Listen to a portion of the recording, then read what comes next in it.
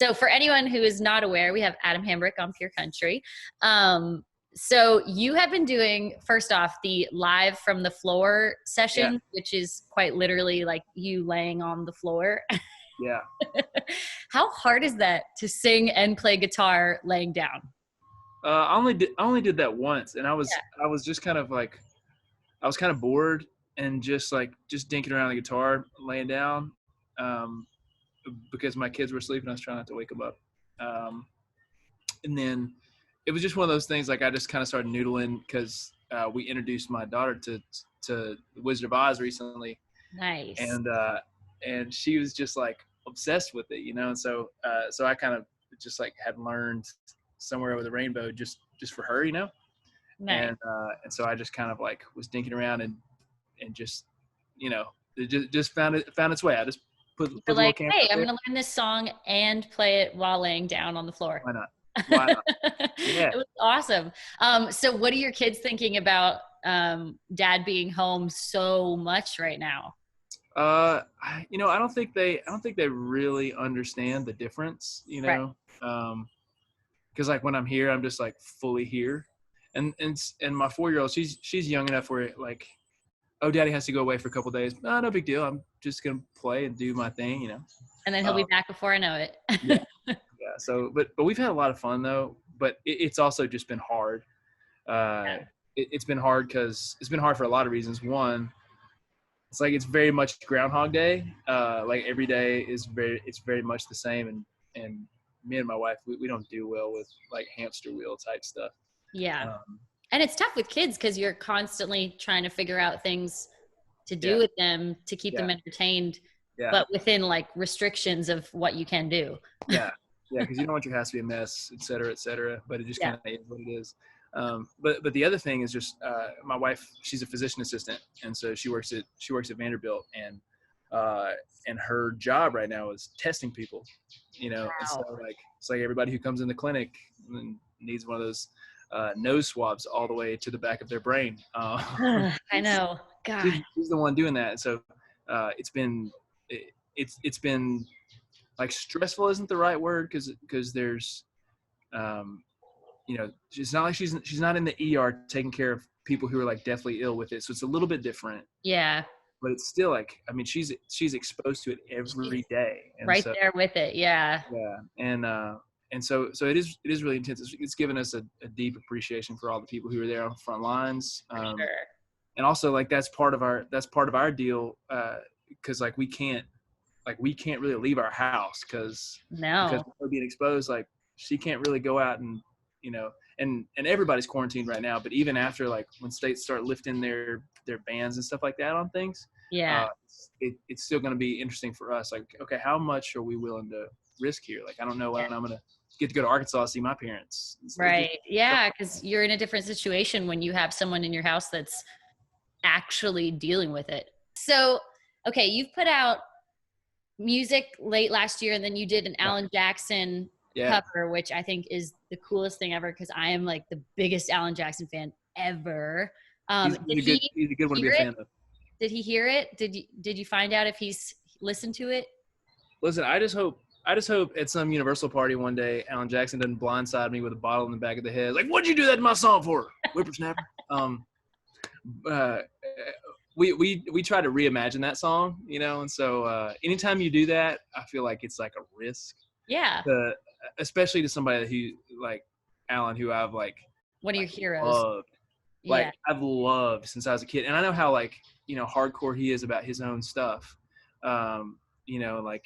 He's just a true artist, and so like with somebody like that, you like there's a little bit of a worry for me, like if he hears it, like he's probably not gonna care because he's just like he's done all this stuff, right? Like, and a lot of people have remade, I feel like not remade, but done covers of his songs and whatnot. But I do feel like that's I don't feel like I've really heard another cover of that song. So which was what I was going for. I love that. That was why I was so happy that you did that song because I'm like, I love all Alan Jackson, but I like deep cuts too that no one really, it's not one of those top ones like Chattahoochee or something. Yeah.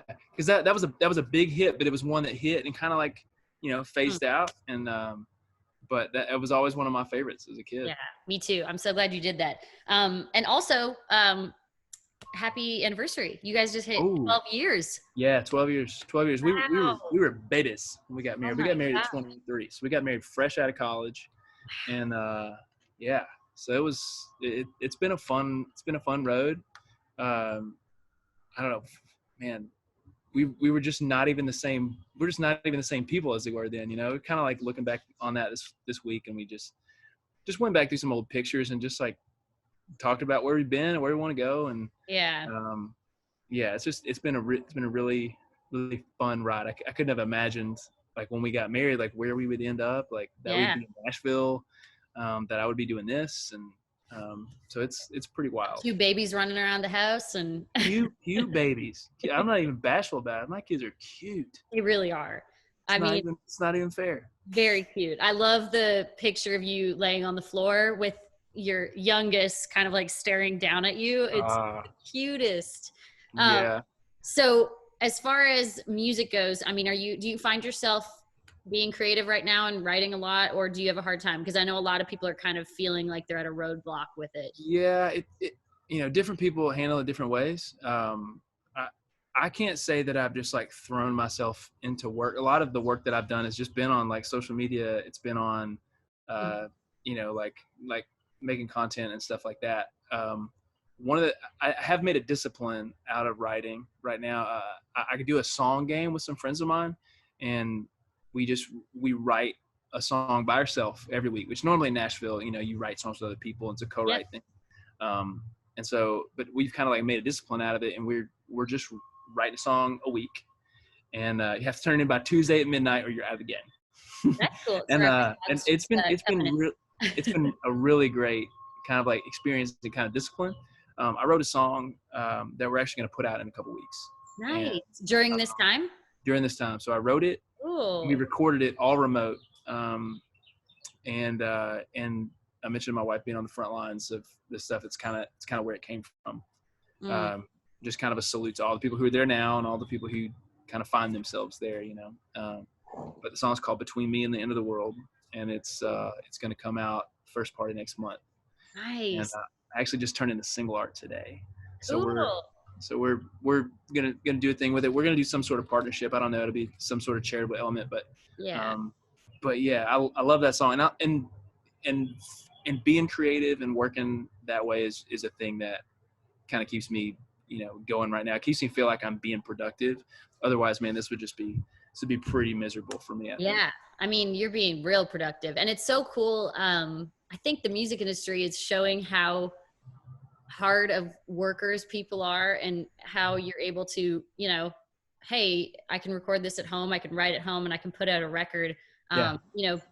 Producers are sitting at home just like everybody else is, so they can mix things and put things together. And that's awesome. I'm so excited to hear that. Has your wife heard it? She's heard it. Yeah. Does she like it? We kind of did a cool thing. So I, like working remote and stuff, like they sent me the track to like record my vocals at home, and I recorded like a few passes, like at the beginning of the day, and it was sounding cool. And then I kind of like comped out everything, like put the performance that I wanted in there. And then, but as I was listening, I was just kind of like, I was like, I don't know, it's missing something. And then she was in the room she was in our bedroom. That's where I've just been recording, so I don't really have a home office. Nice. But she was in the room, and she was like kind of doing some work. She was going to work the next day. And I just kind of like sang the song kind of like to her while she was in the room. And that just ended up being the performance that we used. Oh, I love that. And so just like, I feel like this song has a lot of those kind of like personal touches just from being at home, and so I'm really proud of it. Really excited. Ever record a song and actually be able to sing it to your wife while singing, like while recording it, and she's right there. I mean, it's one of those things that this time is so strange, and there's negatives and positives to it if you look at it, and it's like one of those things you would never have that song, that message, or that experience if it wasn't for the time. Yeah, absolutely. Kind of absolutely. cool. So there's a lot of things that right now that are just inconvenient and they just downright suck. But that's not one of them. Nope, it's not. That's so cool.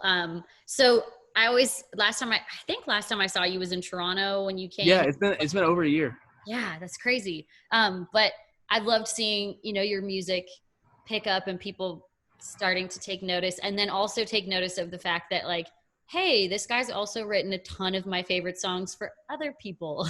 Yeah, yeah. Which includes a lot of Canadian artists that you've written with. I feel like you kind of are an honorary Canadian. Honorary Canadian. Yeah. I think we need to I try to be nice like Canadians. You are. That's why I'm like, I think he is Canadian. Good. So is there a Canadian artist or writer that you have not written with yet that you would love to either write with or write for?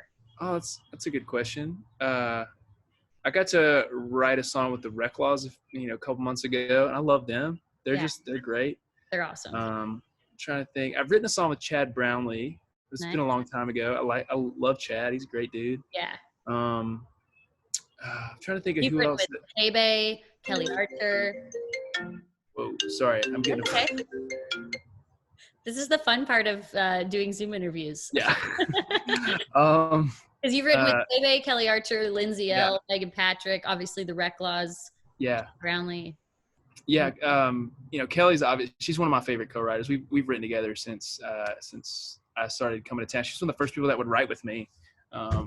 I had zero going on. And she's a beast of a songwriter. And a beast of a songwriter. And a beast of a singer. She's incredible. Wow.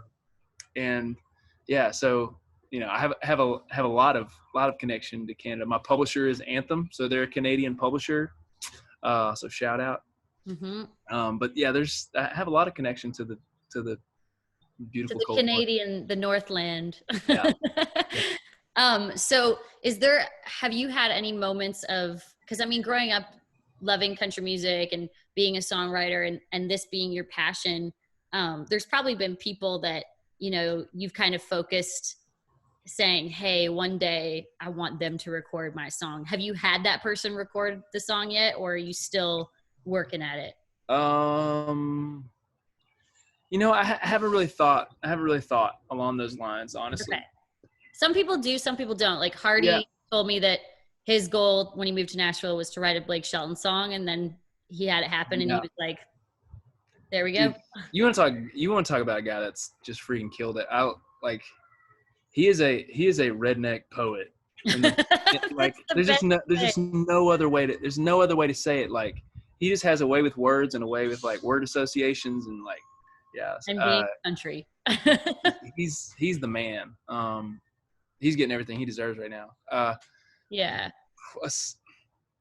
I don't know. Keith Urban recorded a song of mine. I don't know if it's gonna come out, when it's gonna come out, anything like that. But it's just but that was just like that was a big moment because Keith is he's up there for me, especially just like dudes who are out there still like doing it and still like at the top of the game. And I don't think there's anybody better than that guy right now. I don't know. Do what? He's a great choice because I mean, even in that situation, I think it was Haley Witters I was talking to, and I want to say it was Tim McGraw. I'm not 100% sure, but it was somebody that was like she loved so much, and they just looked at her song and sang it. It didn't end up going on their record, but they just sang it and recorded it, and she was like, "I'm good." Yeah. I figure Garth would probably be one of those people. Because I mean, Garth was the first like artist that I found that I was like, I love everything that this is. I don't know, this is perfect to me. Like at my 6-year-old ears, I was like, this is it. So I don't know. He would probably. Garth and Keith are like two great choices. Yeah. So as far as obviously it sucks, did you have like tour plans and stuff, or were you? Yeah, we were doing some shows at Ashley McBride, and we had a bunch of fairs and festivals this summer. But my touring stuff, I'm still new to the game. So like most of my business is not touring. Most of my business is still like my songwriting. Right. And so, so we're, all that's on pause, but if I'm not touring, I'm not growing, you know what I mean? It's like, if I can't get in front of fans and perform, then I can't, keep, I don't know, I can't keep going. So, Yeah, because uh, I mean, it's weird to say you're a newer artist because I'm yeah, like, you're not really, because you have yeah, so many songs. yeah, But I think it's true. I brought a lot of people to your showcase in Toronto, which and I so many of appreciate. them, oh yeah, I was like, so many of them had been like, oh, I've never heard of this guy before. And I'm like, well, you just haven't heard of him Yeah. in an artist setting. You've probably had artists be like, oh, Adam Hambrick and so wrote this song. Yep. And so a lot of the people that came after they saw you perform, they were like, whoa, that guy's Yeah. really good. And I loved seeing, like your Universal team in Canada just being like so championing you because I mean, they know, they're like, this guy's the real deal. So I can't wait for you to get back out on the road and be in front of people so that they can realize it. For sure.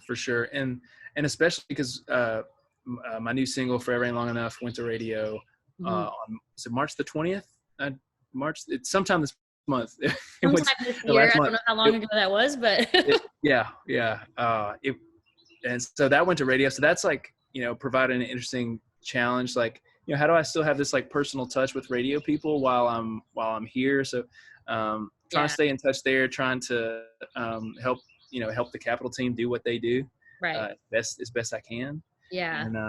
And that's going great. We got some really great early support, some really great markets: Seattle, Boston, Miami, just like really great strong markets early. And good. and I love that. And it's a song I think is like, it's just kind of a feel good, like upbeat, shake your booty kind of love song. And I think we need all that we can get right now. So yeah, absolutely. got high hopes That's for the that kind one. of stuff we need. I remember when you released the song and put it out, I shared it on my Instagram story, and all of my girlfriends from like high school and college and everything sent me a message back right away being like, oh my God, this is a jam. And I'm like, I figured you would like it. That's awesome.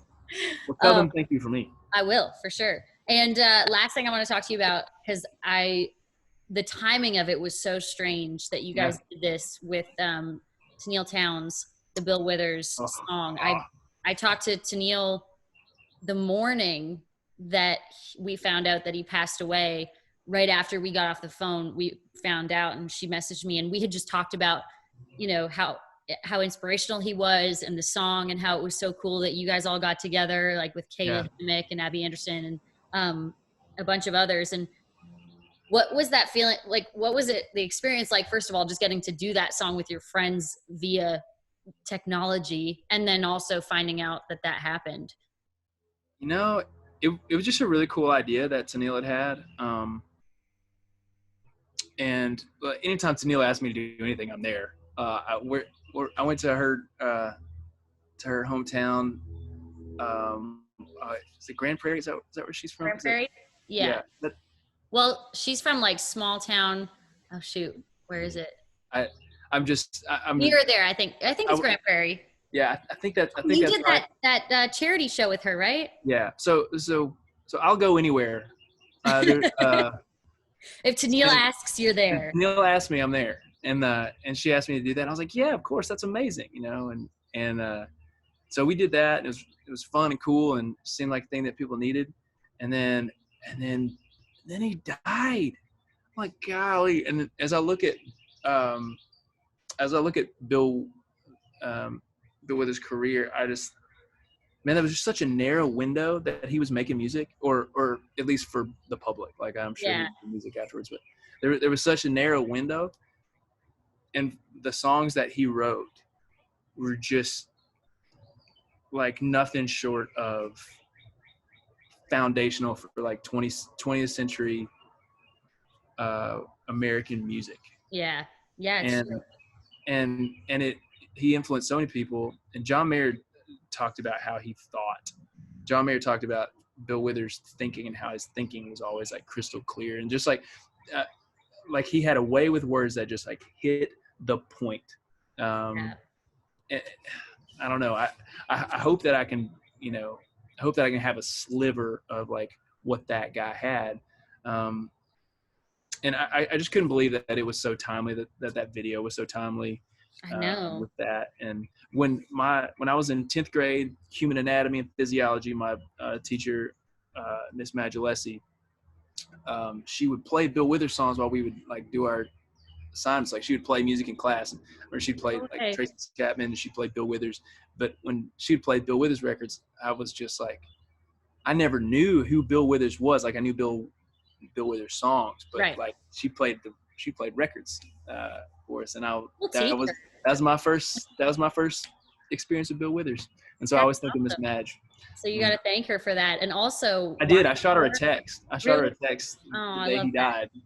Why aren't more teachers playing records while kids are doing assignments? I think that should be a mandatory. Yeah. Or have you come in and play for them. There we go. That doesn't pay very well though, and no. We've discussed. How well did it pay for you when you played? I saw this video of you playing at Waffle House for a wedding. I don't know, but I think it paid relationally well because they're playing. You get dinner at least. That looks. It was a radio station event. That was super fun. I did a song at a wedding that took place at Waffle House. It was hilarious. That's the and amazing. I said hilarious. Hilarious sounds like I'm belittling. I'm not. It was like sweet and fun and like. Yeah, it looked beautiful. And then I was like, he really is in a Waffle House right now. That's so cool. Legit. Awesome. Well, thank you so much for doing this. And I can't wait to hear the new song when it comes out. So you said beginning of May?